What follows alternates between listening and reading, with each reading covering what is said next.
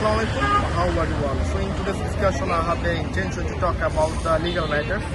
Every time I would like to talk about the legal matters and the social matters, but right now in this topic I will discuss about it is more professional and it is more passionate for the Bengali concept and the ideology. So my subject in today's discussion is British colonialism and the impact of the British colonialism in our legal jurisprudence. You know that Bangladesh is literally a developing country. In the year 1971, we became independent from Pakistan. So after getting the independence from Pakistan, we got some of the documents and some of the archives, which is much more related and important for our legal practice and the jurisprudence. So you know that as a new state theory, according to the international law, it is said that Bangladesh can initiate the constitution, the legal practice, legal document, and the legal professional for the perspective of Bangladesh. But most of the time, it was weighted by the third party or third party's behavior. So from the very beginning, Indian jurisprudence, more focusing the British colonialism, has a great impact in reshaping and reproducing our legal jurisprudence of Bengal. For example, in the year 1935, whenever there passed a law, the law's name is British Indian Independent Act 1935.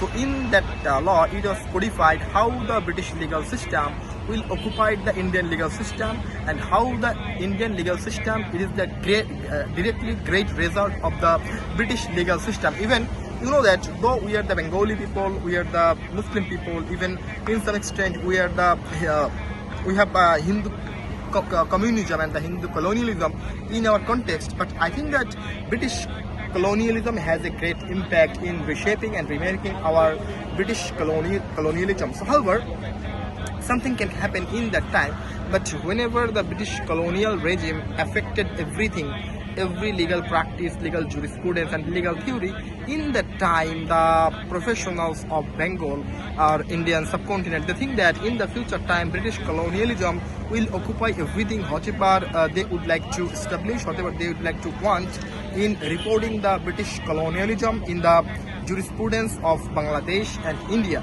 So whenever India became independent in the year 1947, so in that time India directly or indirectly got everything, got every archives, document and the legal documents from the British colonialism or the British rules. So my question is that it is on kind of Orientalism. So in that mechanism, in that process, Edward side on said that this is actually prohibited, this is actually illegal to interpret my legal system on another people, to interpret my legal procedure, legal jurisprudence on the third party. So I think that from this separation mechanism, Bengali also gets some of the point of separation. For these regions, during the time of 35 degrees Celsius temperature, the advocates, they are wearing the coats which is only for the British people or the British culture. So Edward Said said that this is on kind of British colonialism and the British colonialism practice. So what is the advantage of the British colonialism in Bengal? So I think that Britain is the sophisticated country, they have some good behavior.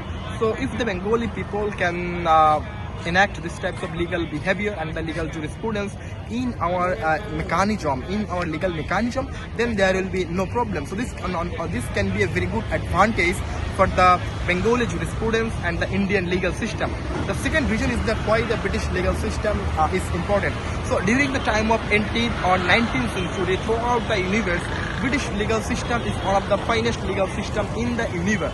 Whenever the Bengali people will directly imply these types of legal system and the legal culture in the Bengal and the Bengal related culture, then it is thing that we inherently getting the vibe, getting the gesture, getting the posture, even getting the legal assumption of the British legal system in that time. The third advantage for this region's British legal system is important for Bengal. This is only for though Britain suppressed us more than 250 years.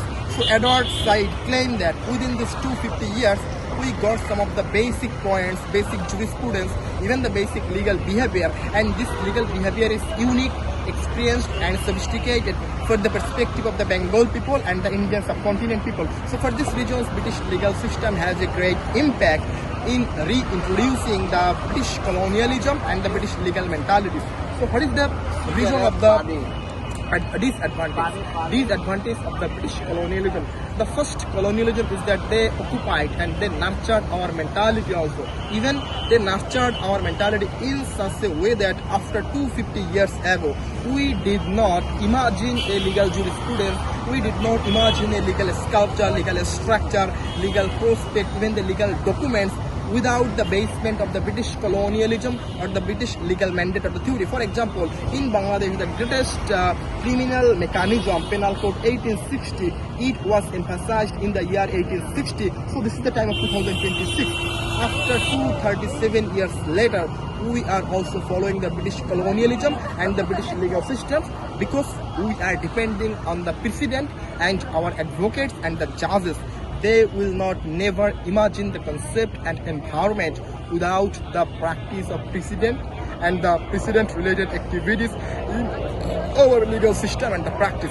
The second disadvantage, British legal system directly influence our brain, directly influence the human brain also. For these reasons, we have indigenous custom, indigenous culture, indigenous prospect, but we could not achieve our indigenous legal system throughout the practice and throughout the reading in the law schools. For these reasons, in our law school, as a teacher, I have also a burden to the British legal system because whenever I am making a very good document for my students, then I could not get anything which is directly directed by the Bengal people or the subcontinent people. And in that mechanism, I am also depending on the subject and the prospect matter related and directed by the British legal people or the British scholar. For this reason, I humbly request the government to reintroduce the Bengali writer, Bengali philosopher and the Bengali structure. They will also contribute after 20 years later, 30 years later, 40 years later.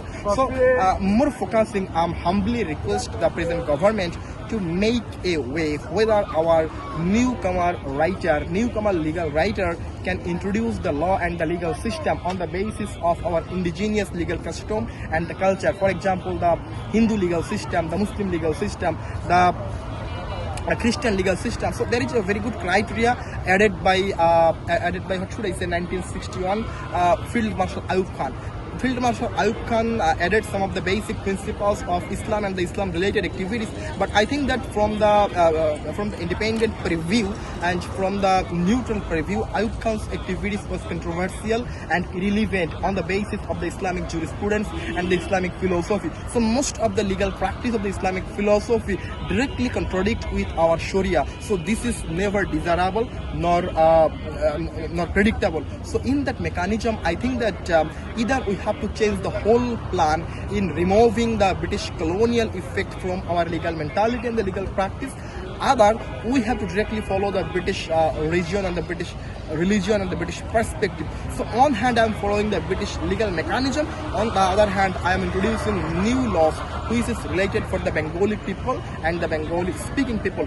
Having lots of problems in remaking new laws and new achievement, I think that in the future time, this situation will be changed for the perspective of the Bengal and the Bengali people, because every situation have to be changed. So from this perspective, British colonialism also been changed in the future time. So there is a proverb in the British regime that the son of the British emperor will never be unchanged. The son of the British emperor will never be sick. But it is not true. Actually, whenever I have new laws, new principles,